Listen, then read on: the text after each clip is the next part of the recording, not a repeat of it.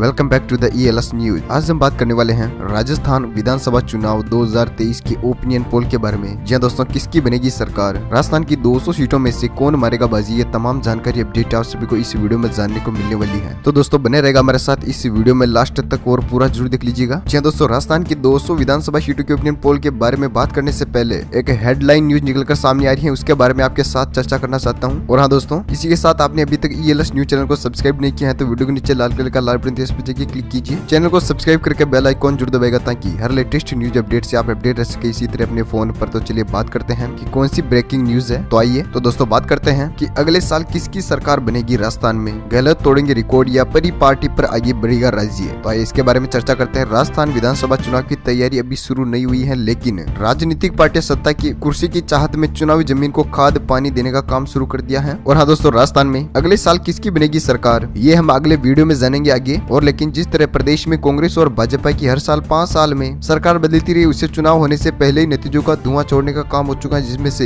इस धुंध को साफ करते हुए इसी तरह तस्वीर देखनी होगी। इसके लिए हमें कुछ थोड़ा इतिहास के बारे में जानना पड़ेगा। तो आइए हम बात करते हैं साथ ही आपके। तो दोस्तों आपको बता दीजिए कि देश आजाद होने के बाद पूरे देश में कांग्रेस का एक छत्र राज रहा है और जाहिर है कि राजस्थान में भी इसका अछूता नहीं रहा। यहाँ कई सालों तक कांग्रेस की सरकार रही थी, लेकिन आपको बता दें कि जिस साल हमारे देश में अपना गणतंत्र लागू हुआ उसी साल पहली बार यहाँ लोकतांत्रिक तरीके से चुनाव हुए। इन चुनाव में कांग्रेस की जीत हुई थी और CM वेंकटाचार्य ने प्रदेश के पहले मुख्यमंत्री के रूप में इतिहास में अपना नाम दर्ज कराया। तब उसने प्रदेश में कांग्रेस की सरकार बनती थी, लेकिन साल 1975 में इंदिरा गांधी के देश के आपातकाल लगाने के बाद लोगों में कांग्रेस के खिलाफ जबरदस्त आक्रोश फैल गया था। और साल 1977 में जब लोकसभा चुनाव कराए गए तो लोगों ने आपातकाल का गुस्सा चुनावी प्रतिक्रिया पर निकाला और अपने जन आधार कांग्रेस को सत्ता में बेदखल कर दिया। और लोक नायक जयप्रकाश नारायण के नेतृत्व में बनी पार्टी जनता को केंद्र में ही नई प्रदेश में अपनी सरकार बनाई और भैरों सिंह शेखावत प्रदेश के मुख्यमंत्री बने। वहीं पर दोस्तों वीडियो को आगे लंबा नहीं खींचते हुए आपको बता दें कि राजस्थान की 200 विधानसभा सीटों में से किसको मिलने वाली है कितनी सीटें, बीजेपी, कांग्रेस, RLP और अन्य में से कौन बनेगा मुख्यमंत्री राजस्थान का। तो आइए बात करते हैं सबसे पहले जिले की। तो सबसे पहला जिला है दौसा। दौसा में कुल विधानसभा सीटें दी गई है 5, जिसमें से बीजेपी खाते में 3 विधानसभा सीटें दी गई है और कांग्रेस पार्टी खाते में 2 विधानसभा सीटें जा सकती है। साथ ही RLP खाते में 0 और अन्य खाते में भी 0 सीट जा सकती है। इसी के साथ अगले जिले की बात करते हैं तो अगला जिला है धौलपुर। धौलपुर में कुल विधानसभा सीटें हैं 4, जिसमें से बीजेपी खाते में 2 विधानसभा सीटें जा सकती हैं और कांग्रेस पार्टी खाते में भी 2 सीटें और RLP खाते में 0 और अन्य खाते में भी 0 सीट जा सकती है। इसी के साथ बात करते हैं अगले जिले के। तो अगला जिला है डूंगरपुर। डूंगरपुर में कुल विधानसभा सीटें हैं 4, जिसमें से बीजेपी खाते में 2 विधानसभा सीटें जा सकती हैं और कांग्रेस पार्टी खाते में भी 2 सीटें और RLP खाते में 0 और अन्य खाते में भी 0 सीट जा सकती है। इसी के साथ राजस्थान की हमने कुल 13 विधानसभा सीटों की बात कर ली है। और इसी के साथ बात करते हैं गंगानगर की 6 विधानसभा सीटों के ओपिनियन पोल के बारे में। तो बीजेपी खाते में 3 विधानसभा सीटें जा सकती हैं और कांग्रेस पार्टी खाते में 2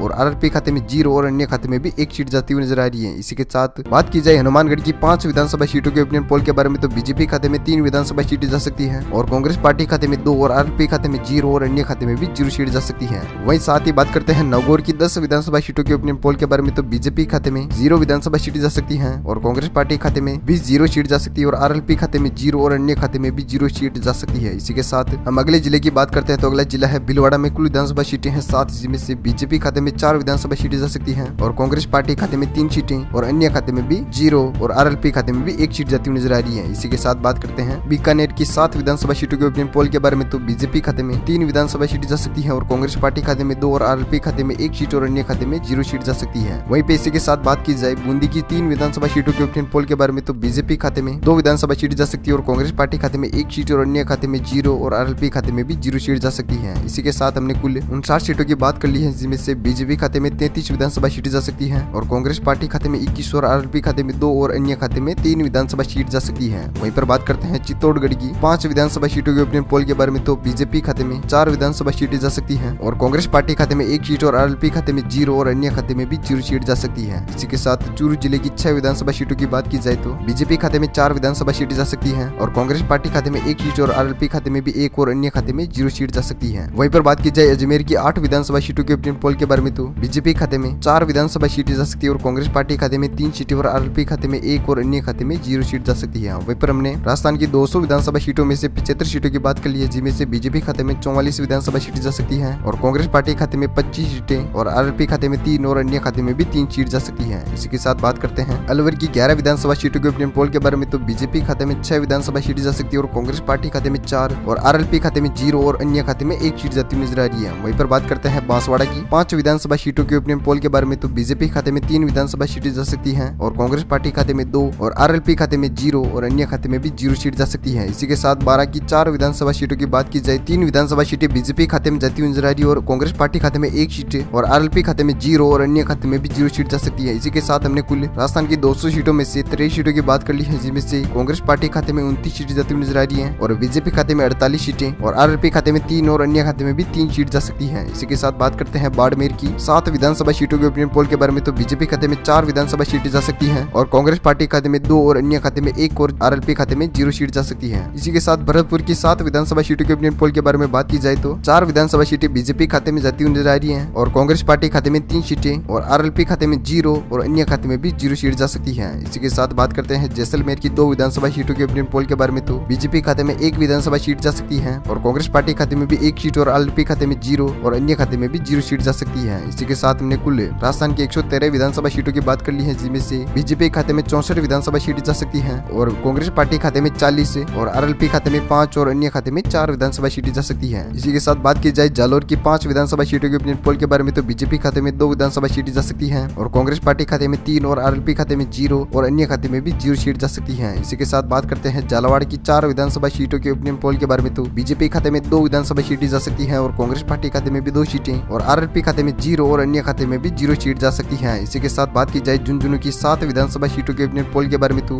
बीजेपी खाते में 4 विधानसभा सीटें जा सकती है और कांग्रेस पार्टी खाते में 3 विधानसभा सीटें और अन्य खाते में 0 और आरएलपी खाते में भी 0 सीट जा सकती है। इसी के साथ बात की जाए अगले जिले की तो अगला जिला है जोधपुर में कुल विधानसभा सीटें हैं 10, जिनमें से बीजेपी खाते में 5 विधानसभा सीटें जा सकती हैं और कांग्रेस पार्टी खाते में 4 सीटें और अन्य खाते में 0 और आरएलपी खाते में 1 विधानसभा सीट जा सकती है। वहीं पर बात करते हैं करौली की 4 विधानसभा सीटों के ओपिनियन पोल के बारे में तो बीजेपी खाते में 3 विधानसभा सीटें जा सकती हैं और कांग्रेस पार्टी खाते में 1 सीट और आरएलपी खाते में 0 और अन्य खाते में भी 0 सीट जा सकती है। इसी के साथ बात करते हैं कोटा की 6 विधानसभा सीटों के ओपिनियन पोल के बारे में तो बीजेपी खाते में 5 विधानसभा सीटें जा सकती है और कांग्रेस पार्टी खाते में 1 सीट और आरएलपी खाते में 0 और अन्य खाते में भी 0 सीट जा सकती है। इसी के साथ हमने कुल 151 सीटों की बात कर ली है राजस्थान की, जिसमें से बीजेपी खाते में 6 सीटें विधानसभा सीटें जा सकती हैं, साथ ही बीजेपी खाते में 55 विधानसभा सीटें और आरएलपी खाते में 6 विधानसभा सीटें और अन्य खाते में 4 विधानसभा सीटें जा सकती हैं। इसी के साथ बात करते हैं जयपुर की 19 विधानसभा सीटों के ओपिनियन पोल के बारे में तो बीजेपी खाते में 10 विधानसभा सीटें जा सकती हैं और कांग्रेस पार्टी खाते में 7 और आरएलपी खाते में 2 विधानसभा सीटें और अन्य खाते में 0 सीट जा सकती है। वहीं पर बात की जाए पाली की 6 विधानसभा सीटों के ओपिनियन पोल के बारे में तो बीजेपी खाते में 3 विधानसभा सीटें जा सकती हैं और कांग्रेस पार्टी खाते में 2 विधानसभा सीटें और आरएलपी खाते में 1 सीट और अन्य खाते में 0 सीट जा सकती है। इसी के साथ बात करते हैं प्रतापगढ़ की 2 विधानसभा सीटों के ओपिनियन पोल के बारे में तो बीजेपी खाते में 2 विधानसभा सीटें जा सकती हैं और कांग्रेस पार्टी खाते में 0 और आरएलपी खाते में भी 0 और अन्य खाते में भी 0 सीट जा सकती है। वहीं पर बात कर ली हमने कुल 169 विधानसभा सीटों की, तो बीजेपी खाते में 91 विधानसभा सीटें जा सकती हैं और कांग्रेस पार्टी खाते में 57 और आरएलपी खाते में 17 और अन्य खाते में 4 विधानसभा सीटें जा सकती है। इसी के साथ बात करते हैं राजसमंद की 4 विधानसभा सीटों के ओपिनियन पोल के बारे में तो बीजेपी खाते में 2 विधानसभा सीटें जा सकती हैं और कांग्रेस पार्टी खाते में भी 2 और आरएलपी खाते में 0 और अन्य खाते में भी 0 सीट जा सकती है। वहीं पर बात करते हैं सवाई माधोपुर की 4 विधानसभा सीटों के ओपिनियन पोल के बारे में तो बीजेपी खाते में 2 विधानसभा सीटें जा सकती हैं और कांग्रेस पार्टी खाते में 2, वहीं आरएलपी खाते में 0 और अन्य खाते में भी 0 सीट जा सकती है। वहीं पर बात करते हैं सीकर की 8 विधानसभा सीटों के ओपिनियन पोल के बारे में तो बीजेपी खाते में 8 की 8 में से 5 विधानसभा सीटें जा सकती हैं और कांग्रेस पार्टी खाते में 2 विधानसभा सीटें और आरएलपी खाते में 1 सीट और अन्य खाते में 0 सीट जा सकती है। वहीं पर बात करते हैं सिरोही की 3 विधानसभा सीटों के ओपिनियन पोल के बारे में तो बीजेपी खाते में 2 विधानसभा सीटें जा सकती हैं और कांग्रेस पार्टी खाते में 1 सीट और आरएलपी खाते में 0 और अन्य खाते में भी 0 सीट जा सकती है। इसी के साथ बात की जाए टोंक की 4 विधानसभा सीटों के ओपिनियन पोल के बारे में तो बीजेपी खाते में 2 विधानसभा सीटें जा सकती हैं और कांग्रेस पार्टी खाते में 1 विधानसभा सीट जा सकती है और आरएलपी खाते में 0 और अन्य खाते में 1 विधानसभा सीट जा सकती है। वहीं पर बात करते हैं लास्ट उदयपुर की 8 विधानसभा सीटों के ओपिनियन पोल के बारे में तो बीजेपी खाते में 4 विधानसभा सीटें जा सकती हैं और कांग्रेस पार्टी खाते में 2 विधानसभा सीटें और आरएलपी खाते में 1 सीट और अन्य खाते में 0 सीट जा सकती है। इसी के साथ हमने राजस्थान की 200 विधानसभा सीटों में से 200 की बात कर ली है, जिनमें से बीजेपी खाते में 108 विधानसभा सीटें जा सकती है और कांग्रेस पार्टी खाते में 67 सीटें और आरएलपी खाते में 19 सीटें और अन्य खाते में 6 विधानसभा सीट जा सकती है। तो इसी के साथ 200 विधानसभा सीटों की बात होती है राजस्थान की। इसी के साथ आप इस वीडियो को शेयर कीजिएगा अपने दोस्तों के साथ फेसबुक और व्हाट्सएप पर, ताकि उनको भी पता चल सके इसका सर्वे, और वीडियो को लाइक कीजिएगा और शेयर कीजिएगा। जय गुड भाई, जय भारत, वंदे मातरम। मिलते हैं वीडियो।